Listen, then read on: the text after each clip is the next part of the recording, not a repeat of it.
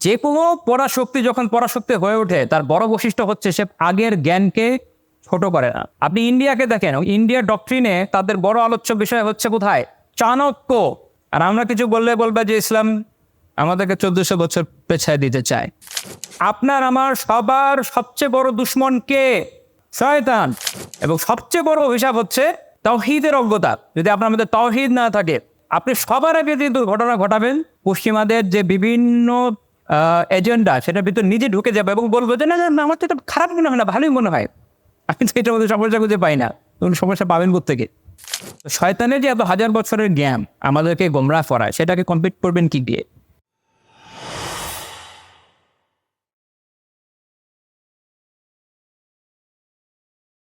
মুফতি আফান সাহেব যেমন আলোচনা করছিলেন, মাশাআল্লাহ খুব সুন্দর আলোচনা করেছেন। ইতিমধ্যে যে আলোচনাগুলো শুনেছি সবগুলো আলহামদুলিল্লাহ যথেষ্ট ফ্রুটফুল আলোচনা। কিন্তু মূল বিষয় হচ্ছে যে এগুলোর উপরে আমরা শেষ পর্যন্ত আমল করতে সক্ষম হলাম কিনা। কারণ আমরা যদি আমলে ব্যর্থ হই, আপনি অনেক আলোচনা করতে পারবেন, ঘন্টার পর ঘন্টা আলোচনা হবে, কিন্তু এইটা আপনার জীবনে যদি কোনো এফেক্ট ফেলতে না পারে, কোনো মৌলিক পরিবর্তন আনতে সক্ষম না হয়, আপনার অনেক অনেক আলোচনা শোনা আসলে সেভাবে কার্যকর কোনো বিষয় হবে না।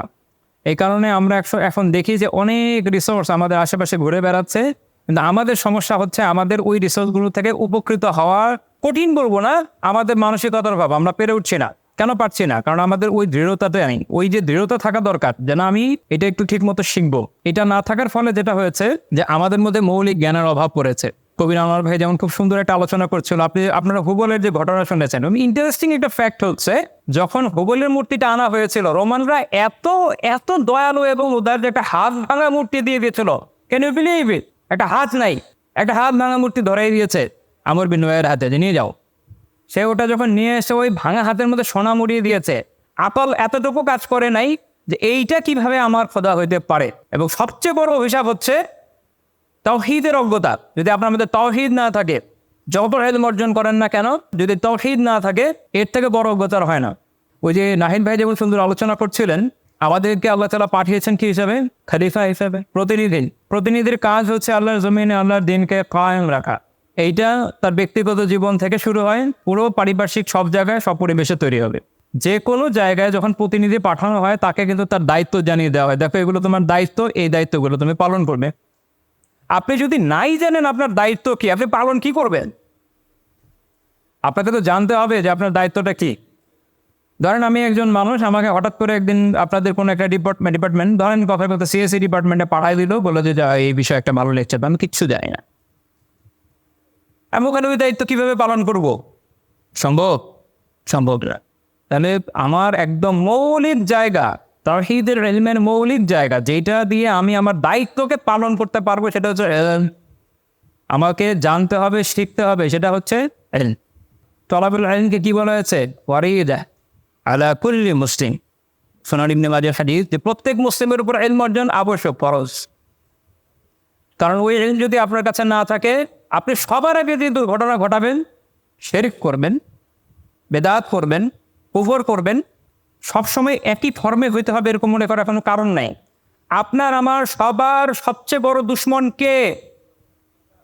শয়তান। আপনাদের কত বছরের অভিজ্ঞতা আছে শয়তানকে কম্পিট করার? শয়তানের হাজার হাজার বছরের অভিজ্ঞতা, রাইট? কিভাবে লড়বেন? যে কোনো পরাশক্তি যখন পরাশক্তি হয়ে ওঠে তার বড় বৈশিষ্ট্য হচ্ছে সে আগের জ্ঞানকে ছোট করে না। আপনি ইন্ডিয়াকে দেখেন, ইন্ডিয়ার ডক্ট্রিনে তাদের বড় আলোচ্য বিষয় হচ্ছে কোথায়? চাণক্য। মৌর্য যুগে চলে গেছে, রাইট? ভুল যদি না বলি, এত হাজার বছর আগে। আর আমরা কিছু বললে বলবে যে ইসলাম আমাদেরকে 1400 বছর পেছায় দিতে চায়। ওরা যে কয়েক হাজার বছর পেছাতে চায়। অর্থাৎ জ্ঞানটা ধীরে ধীরে সঞ্চিত হয়, সেটা আপনার কাজে আসবে। আজকের পশ্চিমের সভ্যতার মৌলিক জায়গা কিন্তু গ্রিস এবং রোমান সভ্যতা, গ্রেকো রোমান সভ্যতা। সেই জ্ঞানটাকে তারা কাজে লাগাতে লাগাতে এই পর্যায়ে এসেছে। তারা কিন্তু ওটাকে অস্বীকার করে না, নিজের এই উত্তরাধিকারকে অস্বীকার করে না। ওই জ্ঞানগুলোকে এগিয়ে এগিয়ে আজকের পর্যায়ে তারা একটা পর্যায়ে এসেছে। মাঝখানে আরবদের থেকে জ্ঞান তারা নিয়েছে, ছেড়ে দেয়নি। ওকে, তার মানে জ্ঞান আপনার থাকা লাগবে, জ্ঞান না থাকলে তো হবে না। তো শয়তানের যে এত হাজার বছরের জ্ঞান আমাদেরকে গোমরাহ করায়, সেটাকে কমপ্লিট করবেন কি দিয়ে? তার বিপরীতে আপনার এমন জ্ঞান দরকার যে জ্ঞান তার থেকেও সুপিরিয়র। সেটা হচ্ছে ইলাহি জ্ঞান, যেটা আল্লাহ আযওয়াজালের পক্ষ থেকে আমাদের কাছে আসে। কীভাবে আসে? কোরআনের মাধ্যমে আসে বা হাদিসের মাধ্যমে আসে। তাহলে আমি যদি ওইটার সাথে ফাইট করতে চাই, আল্লাহ তাআলার দেওয়া দায়িত্ব পালন করতে চাই, আমাকে কোরআন এবং সুন্নাহর জ্ঞান খুব ভালো মতো আত্মস্থ করতে হবে। এই জন্য আমার জন্য এটা ফরজ করা হয়েছে। নয়তো আমি বুঝবো না আমি কখন ধ্বংস হয়ে যাব, আমি কখন ভুল জায়গায় চলে যাব, গলত আকীদা পোষণ করব। পশ্চিমাদের যে বিভিন্ন এজেন্ডা, সেটার ভিতর নিজে ঢুকে যাবে এবং বলবো যে না না, আমার তো এটা খারাপ মনে হয় না, ভালোই মনে হয়। আমি তো এটার মধ্যে সমস্যা খুঁজে পাই না। তখন সমস্যা পাবেন কোত্থেকে? সমস্যা পাওয়ার আইডেন্টিফাই করার জন্য তো আপনার একটা নলেজ দরকার, সেটা তো আপনার নেই ভাই। কোরআন শুধু কিছু অক্ষরের বিষয় না যে আপনি জাস্ট পড়ে চলে গেলেন শেষ। একইভাবে হাদিস, এটা বরকতের জন্য আমরা আমাদের পড়ার জন্য পাঠানো হয়নি, ওটা বাস্তবায়নের জন্যই পাঠানো হয়েছে। সেটা যদি আমরা করতে না পারি তাহলে আমরা সাফল্য কখনোই অর্জন করতে পারবো না। এই জন্য আল্লাহ রাসূল কি বলেছেন যে বাল্লিগু আন্নি ওয়ালাউ আয়া। বর্তমান সময়ের আপনি যে কোনো চ্যালেঞ্জ মোকাবেলার কথা বলেন না কেন, আমরা অনেক আলাপ আলোচনা করব, এটাই স্বাভাবিক। প্রত্যেকে যার যার অভিজ্ঞতা থেকে যে অনেক কথা বলবেন, সবই সত্য। কিন্তু এটা মনে রাখবেন যে যুগ যুগ ধরে যত চ্যালেঞ্জ আসবে, যাই আসবে না কেন, এবং যত রকমের নতুন মতবাদ আসুক না কেন, এতে কারোরই নলেজ অবভিয়াসলি শয়তানের থেকে বেশি শয়তানিতে নেই। দ্বিতীয় বিষয় হচ্ছে এখানে যে একদম কিয়ামত পর্যন্ত আমাদের গাইডলাইন হিসেবে আল্লাহ তাআলা কোরআনকে নাজিল করেছেন, ইসলামের শরিয়াকে আমাদেরকে দিয়ে দিয়েছেন।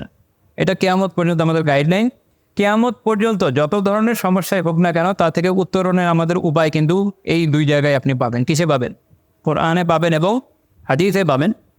এই কারণে আমরা দেখি যে রাসূলুল্লাহ সাল্লাল্লাহু আলাইহি ওয়াসাল্লাম বলেছেন, যেটি ইমাম হাকিম রাহিমাহুল্লাহ তাআলা তার মুস্তাদরাকে উল্লেখ করেছেন যে ইয়া আইয়ুহান নাস, বিদায়ের ভাষণে তিনি বলছেন যে হে লোক সকল, ইন্নী ক্বাদ তারাকতু ফীকুম মা ইন ইতাসামতুম বিহি, আমি তোমাদের কাছে এমন জিনিস রেখে যাচ্ছি, যদি এটাকে আঁকড়ে ধরো, লান তাদিল্লু আবাদা, কখনোই তোমরা গোমরাহ হবে না, কখনোই না।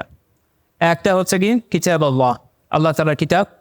দুই হচ্ছে সুন্নাত নবীন, নবী সাল্লাল্লাহু আলাইহি ওয়াসাল্লামের সুন্নাহ, তার হাদিস।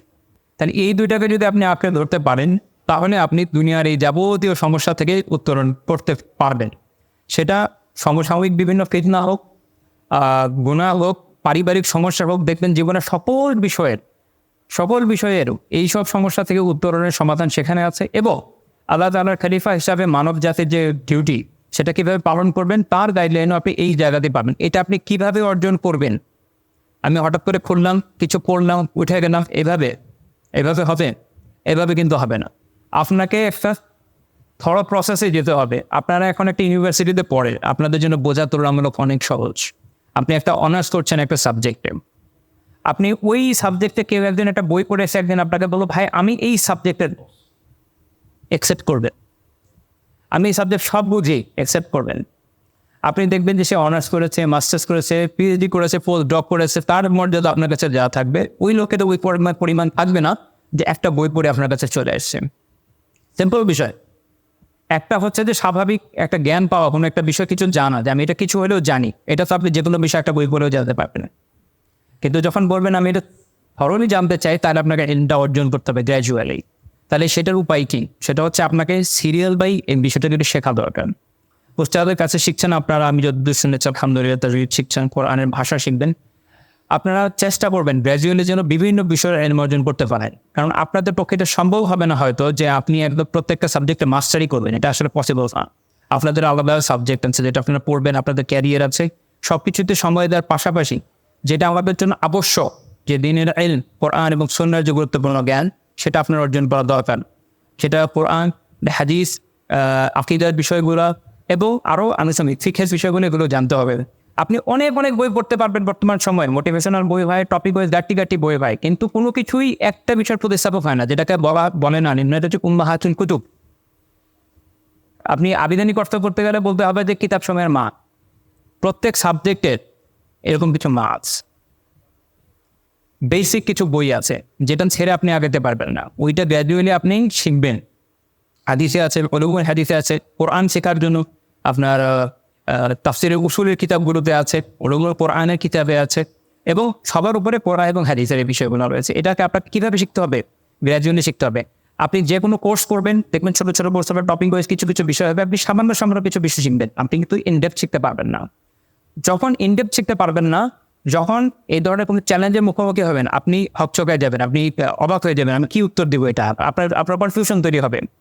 এবং অবশ্যই এই সমস্যার সমাধানের একটাই উপায়, সেটা হচ্ছে কি এই বিষয়গুলোকে সিরিয়াল হয়ে পড়তে থাকা। এবং যখনই কোনো কিছু পড়ছেন, এমন হতে পারে যে আপনার সামনে এমন করে পড়তে পড়লো যে বিষয়ে আপনার একদমই নলেজ নেই, কি করবেন, কোথায় যাবেন? আলিমের কাছে যাবেন। কারণ তিরমিজিতে যে হাদিসটা আপনারা সবাই জানেন যে ইন্নাল উলামা ওয়ারাসাতুল আম্বিয়া, নবীদের ওয়ারিস ছাড়া। এখন সেম কোয়েশ্চেন, যখন আপনার কম্পিউটার সায়েন্সের সমস্যা হয়, আপনি নিশ্চয়ই বোটানি টিচারের কাছে যান না, আপনার প্রশ্নের উত্তর দেবে হাদিসের, আপনি মুফতি সাহেবের কাছে গেছেন কেন? উনিও পড়ে এসছেন বেসিক একটা। উচ্চতর নলেজ কার কাছে আছে? যিনি হাদিসের উপর স্পেশালাইজেশন করেছেন। আপনার মাসালা দরকার, আপনি মুফতি সাহেবের কাছে যাবেন।